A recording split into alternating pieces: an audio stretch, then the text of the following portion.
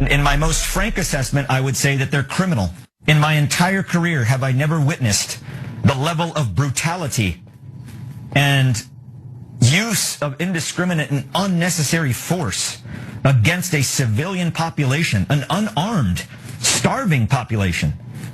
I've never witnessed that in all of the places I've been deployed to war until I was in Gaza at the hands of the IDF and U.S. contractors. The gentleman you just heard from is not only an American, he's actually Lieutenant Colonel Anthony Aguilar, who's a retired U.S. Green Beret, who actually decided to volunteer and sign up for the humanitarian aid distribution in Gaza.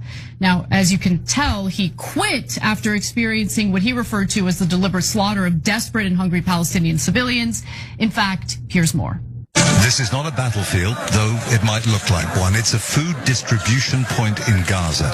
Bullets are kicking up the sand as men wait to get food.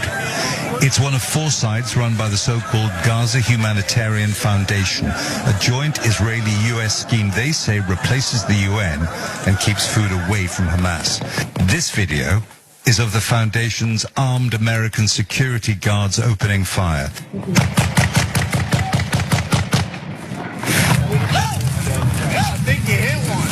It was filmed by a US soldier who signed up for the operation in Gaza after he retired and left, he says, when he saw American colleagues and the IDF killing civilians.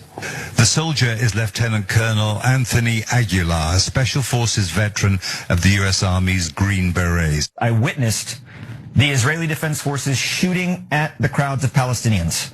I witnessed the Israeli Defense Forces firing a main gun tank round from the Merkava tank into a crowd of people, destroying a car of civilians that were simply driving away from the site.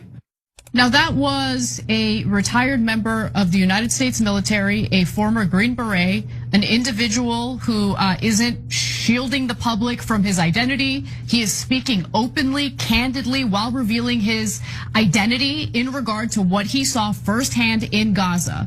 So for anyone coming at people like me who go on Piers Morgan's show and essentially share the same information, who accuse people like me of being some sort of anti-Semite for doing so, you're gonna call him an anti-Semite? Or is it just considered unacceptable to ever call out the war crimes that are being committed by the IDF and the Israeli government? Now, the United States says that they're going to do something about this, that they're going to do something about the fact that Palestinians are literally starving to death as we speak.